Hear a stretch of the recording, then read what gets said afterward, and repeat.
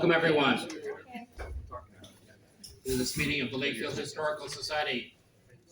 Maureen, I see you've come. It's glad you could take time from counting your money to come. And Oh my God. well, you know, in real estate the way it is. So on that happy note, I'll start off the meeting by our land acknowledgement statement. We respectfully acknowledge that the former village of Lakefield is located on the Treaty 20 Michisagi territory and in the traditional territory of the Michisagi and Chippewa nations, collectively known as the Williams Treaty's First Nations, which include Curve Lake, Hiawatha, Alderville, Scugog Island, Rama, Bosili, and Georgina Island First Nations. Lakefield Historical Society respectfully acknowledges that the Williams Treaty's First Nations are the stewards and the caretakers of these lands and waters in perpetuity, and that they continue to maintain this responsibility to ensure their health and integrity for generations to come. Thank you. So the first part of this meeting, and we have to do it once a year, is the annual meeting. We'll try to streamline this as much as possible because I know you're looking forward to the main presentation. So starting right at the beginning, I'm going to ask Sheila, how many members do we have present? We have 17 paid up members present. Thank you, Sheila. So we have quorum for the meeting. The minutes of the 2022 meeting, we didn't have it in person. So there's very little point for me to ask you to say that if they're okay because you weren't here to witness it. So I'll have to slide that legality somewhat in a gray area. But we have the minutes available if you want to see them. Otherwise, we've moved ahead. Of course, we had to because of COVID for 3 years, and we had difficulty having a meeting in person. So you have before you the president's report. If you don't, we have extra copies at the back.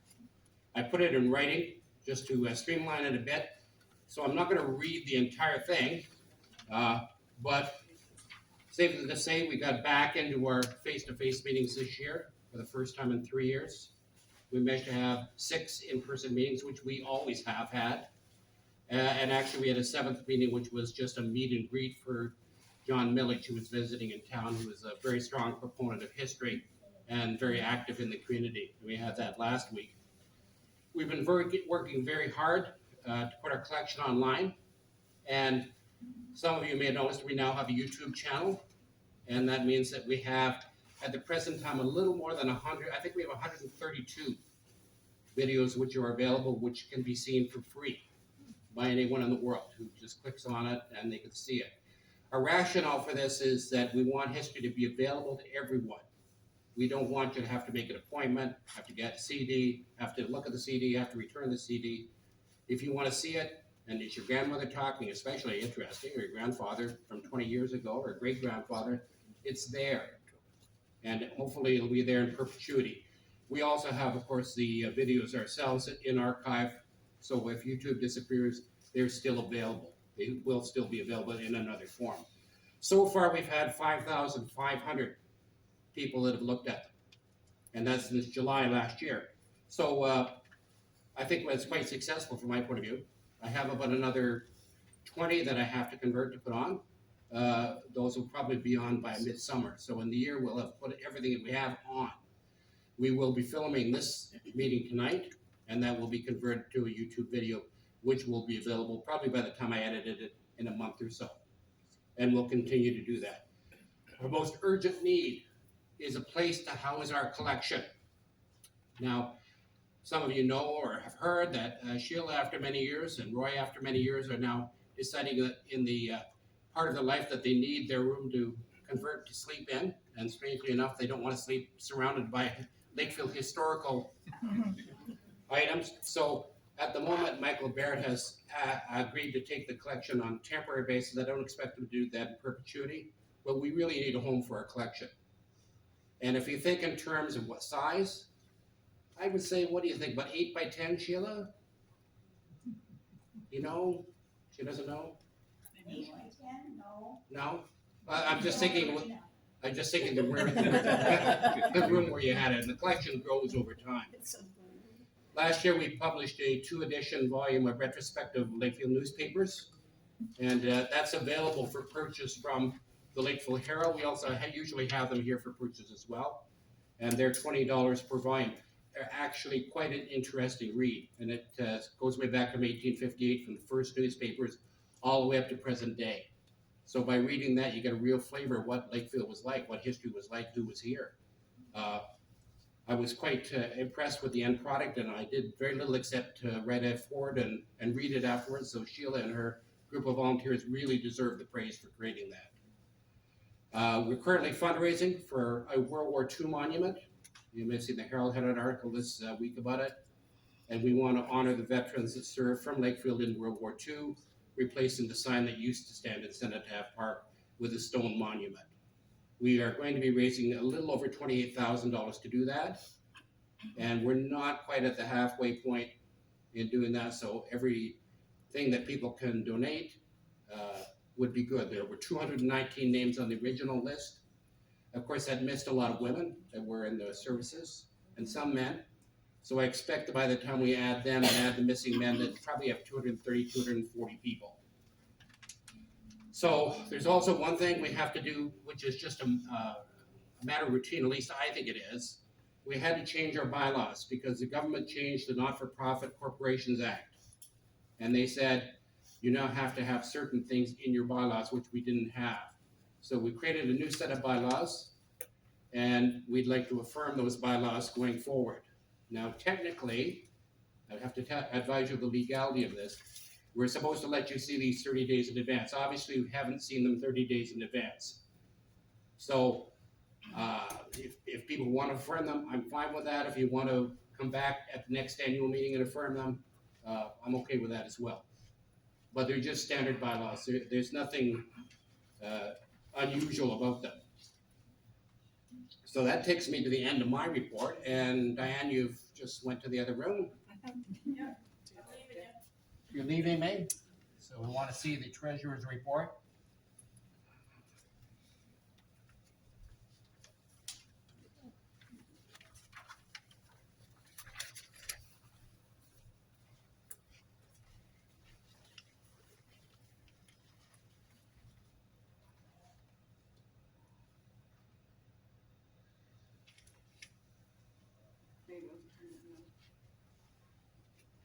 Okay.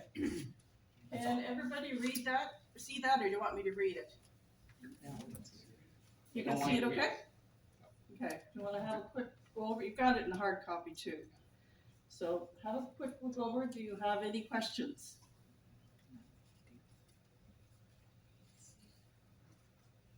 Bring the donation. That's the income.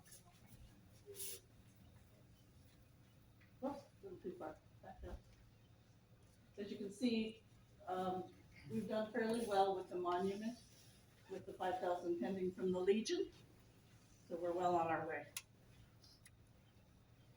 Okay.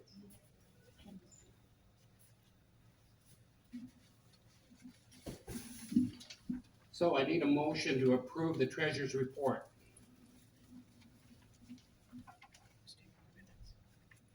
Maureen has motioned and Nancy has seconded. All in favor? Opposed? Motion is carried. This is a standard requirement here, a motion to approve the board's actions of the previous year. And that just means you're generally content with what we had done and we haven't absconded with money or anything like that. So I need a motion to approve the board's actions. Sally has a motion, second. I'll second. Oh, you second. Okay, Diane, you seconded it. All in favor? Opposed? Seeing no opposed, the motion's carried. A motion to amend the bylaws as required for the government changes for the Not-for-Profit Act. I need a motion for that. Marina's motion, seconder. Michael, you put your hand up. Okay, Michael the second, Michael Barrett has seconded. All in favor? Opposed?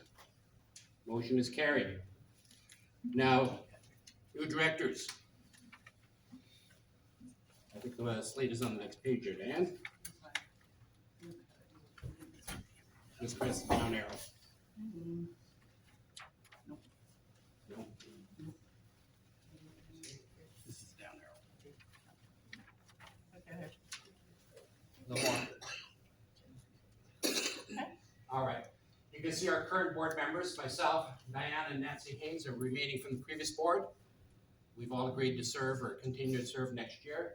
And we have two new people who have come forward. Corey, which you probably know. Corey, you're at the back there. And I'm not going to ask you to do a speech or anything, just acknowledge that you've been around and you've helped with the organization for some time. Michael Baird is a new person here. Michael, you just stand up so people can see you. Michael is recently retired. Formerly, he was the CEO of Gailey Foods, and he's come back now in his first year of retirement. And he's looking for a way to help the community keep active and keep his mind active, I think is probably what you said to me. So he's also was very active in establishing a museum with Gailey as well. So he has actual experience in history and an interest in history. So those are our proposed board members. Do we have anyone else who is seeking to sit on the board? Why does everyone put their head down when I say that? Do I have a motion to accept the board slate as put forward? Motion. Diana's motion. Second. Sharon. Sharon has second. Sharon Clancy second. All in favor? Opposed? Motion is carried. So on that note, that is the end of the annual meeting. Thank you very much for a successful year. And we're looking forward to doing great things in the year to come. What's that? Yes, I want to thank all the volunteers, as my wife reminded me, for the efforts they put in, which is probably a lot more work than I put in. And I certainly want to thank Sharon and Roy and Sheila for their time on the board. I'm sorry to see them go, but I know that a time in life prior to change. And I know that Sheila has said to me that she comes and goes, and usually when she comes and goes, she brings a word with her, which is part of what marriage is about, I guess. But she is a real fountain of history, and as an archivist, she knows where everything is, whereas I don't. So we will adjust, and we will carry on, and we will grow from the experience. But thank you very much for your efforts, and let's give a round of applause to our outgoing.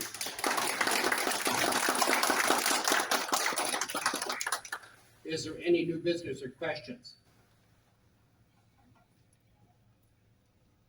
Seeing nothing, I'm going to call on Sharon to introduce our speaker for the evening.